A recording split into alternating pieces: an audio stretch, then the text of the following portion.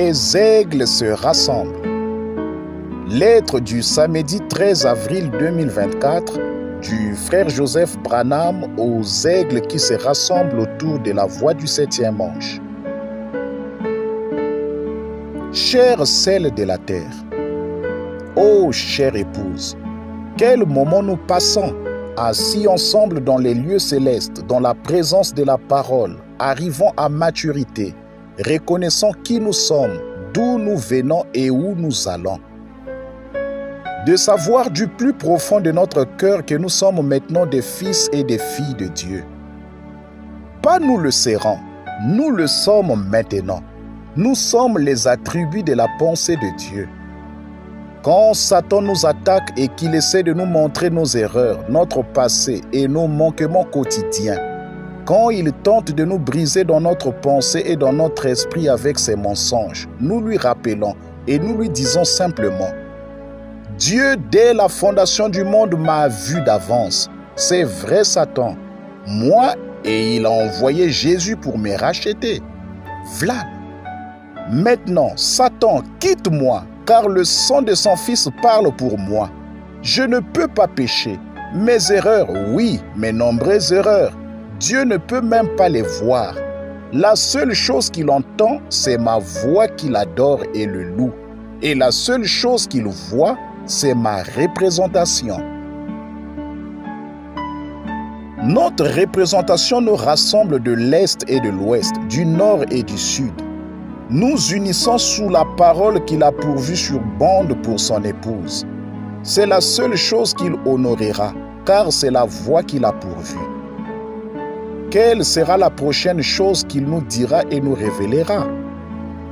Nous l'avons entendu parler par son prophète tant de fois et nous dire ce que notre demeure future sera.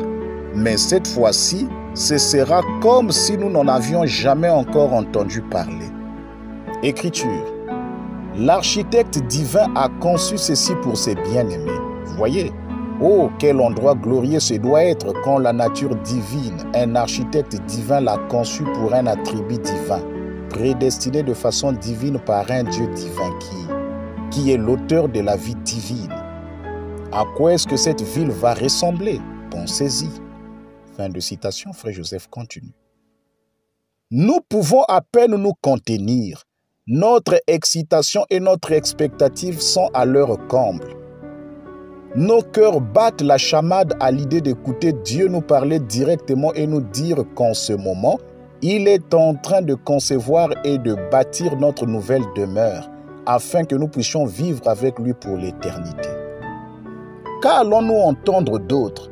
Et qu'est-ce qui nous sera révélé dimanche, alors qu'il nous dira tout au sujet de la prédestination, de la représentation, de la dispensation, du 8e jour, de la montagne sainte, des pyramides et de la sainte convocation? Pouvons-nous comprendre ce qui est en train de se produire en ce moment? Dieu rassemble son épouse de partout dans le monde afin de pouvoir nous dire ce à quoi ressemblera notre nouvelle demeure. Il nous la décrira dans les moindres détails. Quel moment glorieux nous passerons. D'un autre côté, nos combats n'ont jamais été aussi difficiles.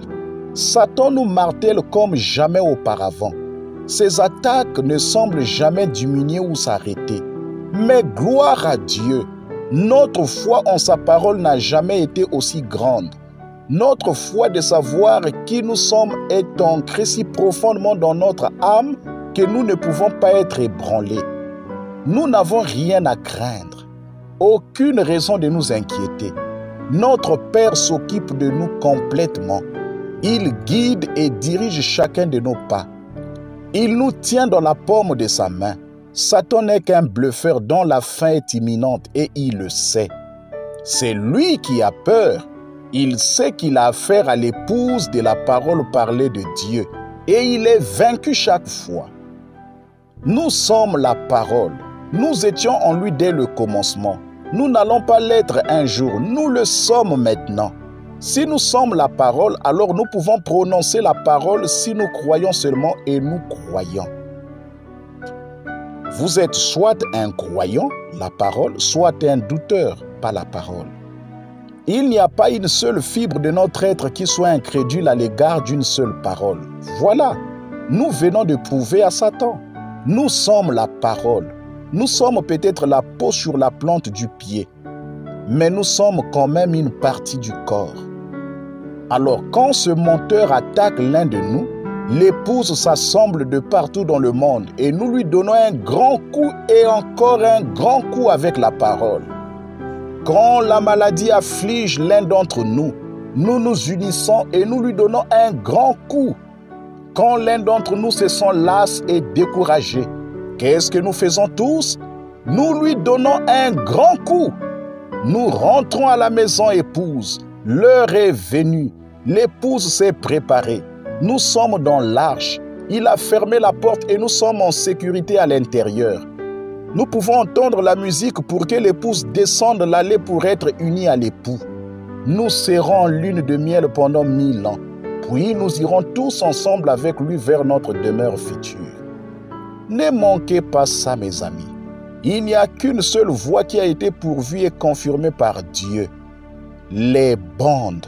C'est la colonne de feu qui parle et qui conduit l'épouse. Quoi que vous fassiez, placez cette voix devant vous et votre famille ce dimanche. La foi vient de ce qu'on entend, la parole, et la parole vient au prophète. Le Saint-Esprit est le prophète pour notre jour qui parle à son épouse par les bandes.